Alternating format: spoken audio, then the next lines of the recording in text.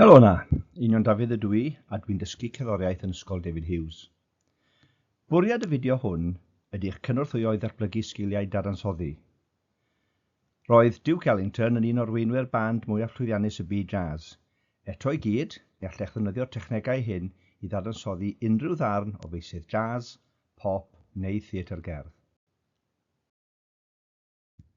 Mae dadansoddi cerddoriaeth yn golygu deall sut mae'r cyfansoddwr yn defnyddio elfennau cerddorol i greu darn gorffenedig. Bydd hyn o gymorth i chi wrth ddadansoddi unrhyw ddarnau o'r meysydd astudiaeth isod gan cybac. Hefyd, mi fydd yn rhoi syniadau pellach ynglŷn â berfyfyrio, sef creu'r pryd neu improvisation, a chyfansoddi. Dyma rai o'r elfennau cerddorol y byddwn edrych arnyn nhw yn y cyflwyniad hwn. Ella fydwch chi feddwl am rhai eraill eich hun, ond dyma rhai byddwn ni'n canolbwyntio arno y tro hwn. Ar y dudalen nesaf mae copio'r gân sy'n dangos alaw, llinell fas, gwreiddyn pob cord, braslun o'r harmoni ynghyd ag adrannau'r ffurf 32 bar. Tasg 1. Dysgwch ganu neu chwarae'r alaw a'r cordiau neu'r arpeggios. Ceir copïau ar gyfer offerynnau B feddalnod ac I feddalnod yn yr atodiad ar ddiwedd y cyflwyniad hwn. Mae'n siŵr y dewch chi ar draws fersiynau gwahanol o'r gân. Gwahanol o ran rhythm yr alaw, y cordiau, y ffurf ag ati, a mae hyn yn nodweddiadol o ddeunydd jazz. Mewn rhai copïau o Satin fe welwch chi'r rhagarweiniad y byddai Ellington yn ei ddefnyddio. A dwi wedi marcio rhai o'r ymrwymiadau'r cordiau enghraifft y mar 5, mae ganddoch chi ddewis pa gordiau i'w chwarae. Tasg 2. Berfyfyrio neu improvisation. Cofiwch fod copïau ar gyfer offerynnau C, B feddalnod ac E feddalnod yn yr atodiad. Be fyswn i'n ei wneud ydy canolbwyntio ar un cymal ar y tro, cymryd y dilyniad D leiaf seithfed i G seithfed, sydd yn marau 1 a 2, a defnyddio nodau o'r raddfa C fwyaf gan ychwanegu rythmau diddorol. Yna, ewch at farau 3 a 4, sef E leiaf seithfed i A seithfed. Wedyn, dwi'n awgrymu eich bod yn arbrofi efo cordiau bar 5 ar ei ben ei hun, yna gweithio drwy'r gân fesul cymal. Bob yn dipyn, byddwch yn siŵr o ddod yn fwy hyderus wrth greu a datblygu syniadau effeithiol.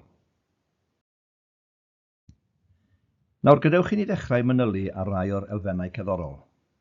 Yn gyntaf, mae gan y gân strwythur 32 bar. O ran yr alaw, cymalau 2 bar yn adran A, patrwm cyfyngau bychan, ail mwyaf rhwng B ac A, C lonod a B, D a C, B feddalnod ac A feddalnod. Gyda trydydd lleiaf ar ddiwedd yr adran, o'r B feddalnod i G. Yn adran B, 2 gymal 4 bar, efo'r ail gymal dôn yn uwch. Yma mae'r alaw'n symud oddi mewn i gyfwng pedwerydd perffaith, C i G a D i A. Adran A2 yn union fel yr adran gyntaf sy'n arferol iawn i ganeuon mewn ffurf 32 bar. O ran yr harmoni, cywiredd, C fwyaf, sef y tonydd, ar ddechrau a diwedd adrannau A ac A2.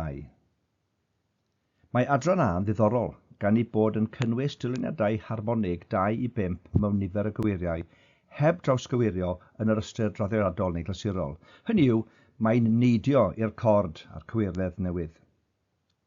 Mae barau 5 a 6 yn dychwelyd at y tonydd yn bar 7 drwy symudiad hanner tôn chromatig, a elwir yn Saesneg yn tritone substitution, nodwedd gyffredin iawn mewn jazz. Mae'n golygu bod y cord D feddalnod 7 yn cynnwys yr un cyfwng trithon rhwng B ac F sydd yng nghord G seithfed, sef llywydd C fwyaf. Hynny yw, mae'r B yn ymddangos fel enharmonic C feddalnod yn y cord D feddalnod seithfed. Mae gan adran B 2 gymal.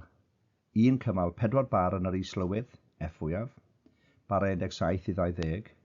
Yna, cymal 4 bar yn y llywydd, G fwyaf, o farau 21 i 24.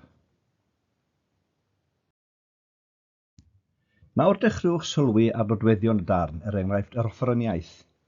Meddyliwch pa offerynnau sy'n chwarae'r alaw, a beth ydy'r rôl yr offerynnau eraill. Darllenwch y sleid i weld ydych chi'n cytuno, a fedrwch chi ffindio mwy o fanylder i gyd-fynd gyda'r recordiad. Yn ogystal â'r trefniannau a chwaraewyd gan fandiau eraill, gweler y sleid nesaf, Cafwyd nifer o sgorau amrywiol gan Van Ellington ei hun yn ôl yr achlysur. Enghraifft, mae gan y cyntaf intro mawr a famp ar y bas cyn i Ella Fitzgerald a gan Torres enwog ddechrau canu. Yn yr ail recordiad o 1969, mae Wild Bill Davies yn rhoi unawd estynedig ar organ drydan. Tasg 3. Gwrandewch ar y ddwy fersiwn hyn a thrafodwch y gwahaniaeth sy'n rhyngddynt a'r fersiwn wreiddiol. Mae patrwm y cordiau'n gwneud hon yn gan dda i ffurfyfyrio arni. A dwi wedi dod o hyd i 4 recordiad a dwi'n hoff iawn ohonyn nhw, gan ei bod yn cynnig ymdriniaeth wahanol o Satin Doll. Recordiadau gan Count Basie, Jerry Mulligan, Michael Petrucciani a Joe Pass. Ydy'r enwau hyn yn gyfarwydd i chi? Wel os na, beth am wneud ymchwil personol i gael gwybod mwy amdanyn nhw? Beth am gefndir y gan? Ydych chi'n gyfarwydd ar enw Billy Strayhorn? Wel, roedd ei gyfraniad yntau yn allweddol i lwyddiant band Duke Ellington. Yn y cofiant sy'n dwyn y teitl Lush Life a ysgrifennwyd gan David Hadrew, gallwch ddarllen am ddechreuad sigledig Take the A-Train a ddath i fod yn arwyddgan gan y band. Ac yn ogystal â Take the A-Train, mae'r llyfr yn trafod rhai o'i ddarnau mwyaf heriol, megis y gan Lush Life a Chelsea Bridge. Ydych chi'n cytuno gyda'r gysodiad gwyrdd ar waelod y sleid? Dewiswch ddarnau eraill gan Duke Ellington a'i cymharu gyda darnau gan Miles Davis er enghraifft. Wrth wneud gwaith ymchwil, ystyriwch yr hyn y mae cybac yn ei amlinellu yn fanyleb. 1. Pwrpas a bwriad y cyfansoddwr. 2. Sut mae jazz wedi newid. A 3. Geirfa a therminoleg gerddorol. Tasg 4. Ymchwiliwch i bwysigrwydd y Cotton Club yng ngyrfa gynnar Duke Ellington. O fod wedi dadansoddi'r elfennau cerddorol sydd yn Satin Doll, y cam nesaf fyddai dadansoddi darnau eraill gan y band. Ac wedi hynny, gallech ddefnyddio'r wybodaeth fel sail eich cyfsoddiadau gwreiddiol chi'ch hun er enghraifft. A dyna ni. Diolch i chi am wrando a phob hwyl gyda'r dadansoddi.